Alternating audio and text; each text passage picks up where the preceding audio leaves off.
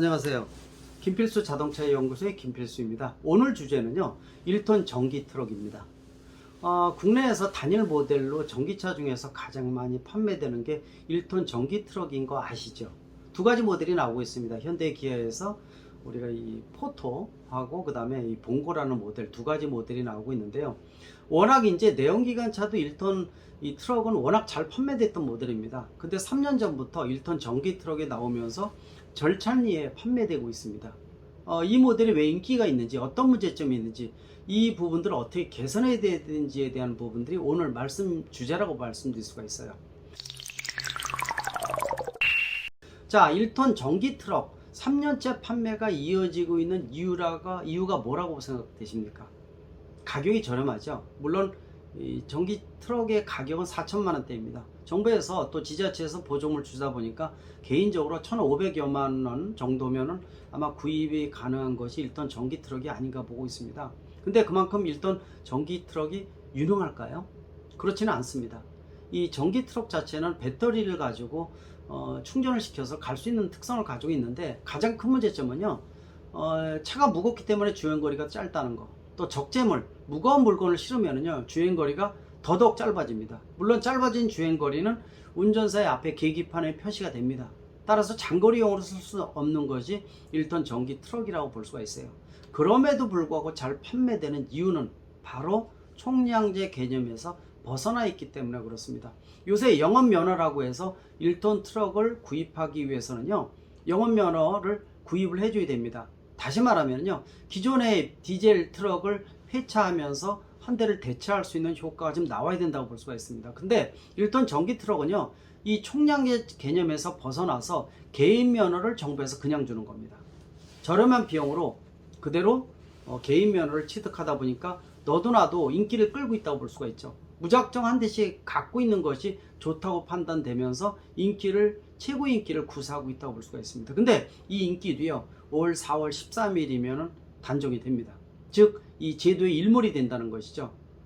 개인 면허 혜택을 주지 않는다 보니까 아마 4월 13일 이후에는 이 차종의 판매가 거의 없어지지 않을까, 이렇게 보고 있습니다. 아까 말씀드린 근본적인 단점을 갖고 있음에도 불구하고 잘 판매되는 이유는 면허 취득을 별도로 해주기 때문에 그렇습니다. 근데 1톤 전기 트럭의 취지는 어떤 부분에 포인트를 맞췄냐면은, 특히 1톤 전기 트럭은 생기형이 많다는 겁니다.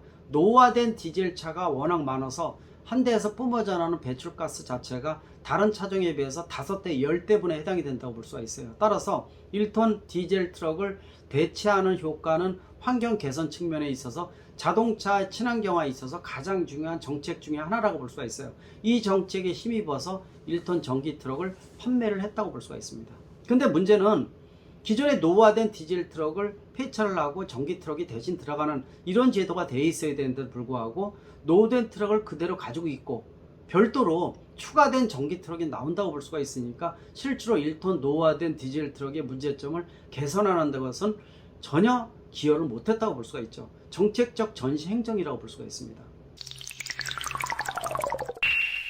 자, 그렇다면은 지금 현재 전기차의 형태가 어떻습니까? 시대의 대세죠.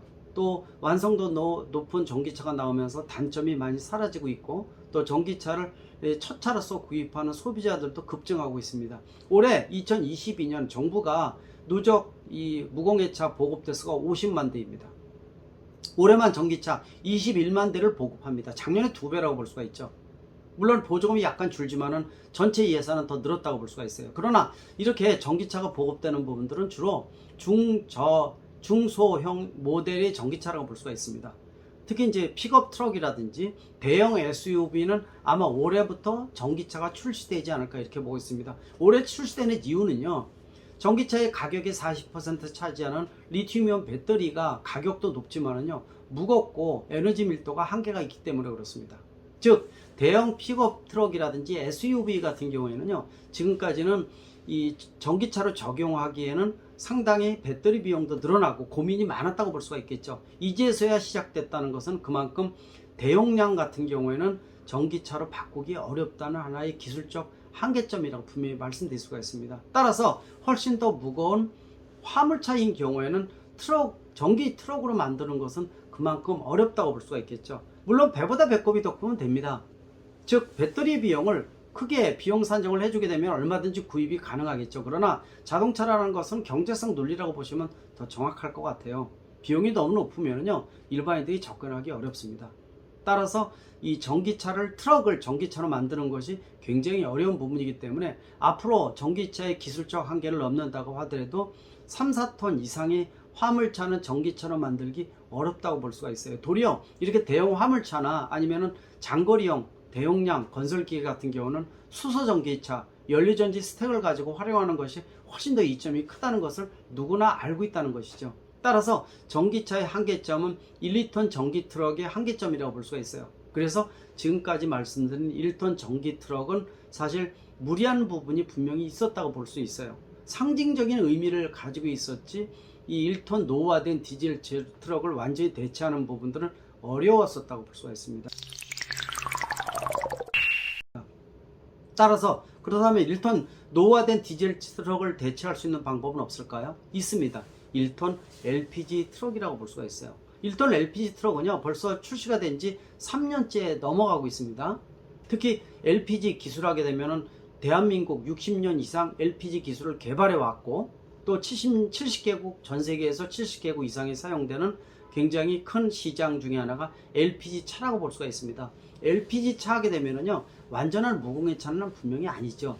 내연기관차 중에서 그러나 가솔린이나 디젤보다도 총량 개념의 배출가스는 훨씬 더 낮게 배출하는 것이 LPG 차라고 볼 수가 있습니다. 지금도 저공해차의 한 종류로 포함이 되어 있습니다.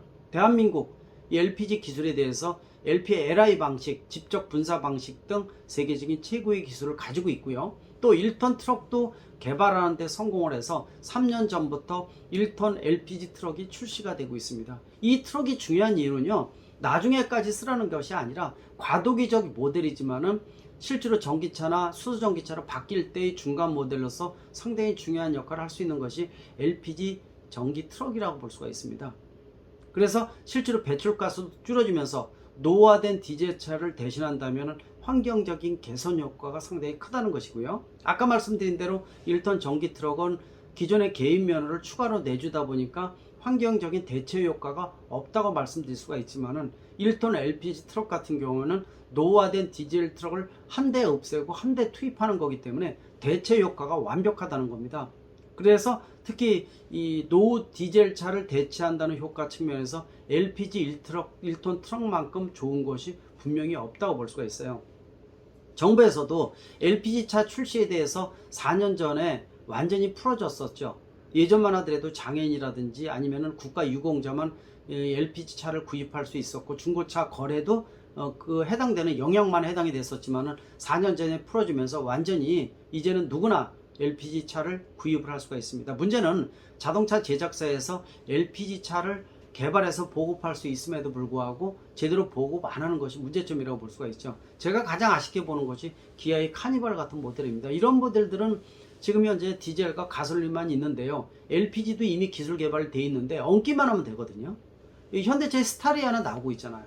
근데 카니발 같은 경우에는 디젤과 가솔린이 너무 잘 팔리다 보니까 아예 LPG 출시를 안 한다고 있다는 측면, 상당히 문제점이 있다고 보고 있습니다. 자동차 제작사가 이제는 단순하게 돈만 버는 기업이 아니라 국민의 기업이라는 생각을 가져야 됩니다.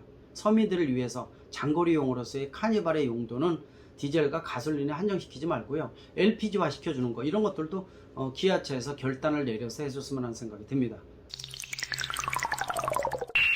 자, 얘기가 좀 빠진 것 같은데요. 1톤 LPG 트럭에 대한 부분들은 이렇게 장점이 굉장히 크다고 볼 수가 있어요.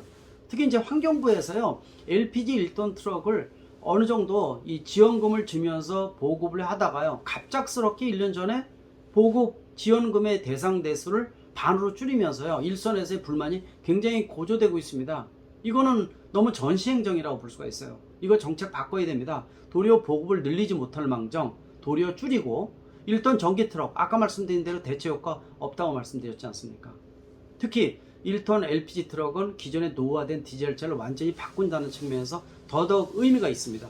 이 정책 다시 복원을 해서요, 1톤 LPG 트럭 보급 대수 늘려주고요. 또 올해 4월 13일 1톤 전기 트럭이 일몰이 되는 만큼 그런 부분들을 LPG 1톤 트럭이 대체를 해서 당분간이라도 역할을 했으면 한다는 것이죠.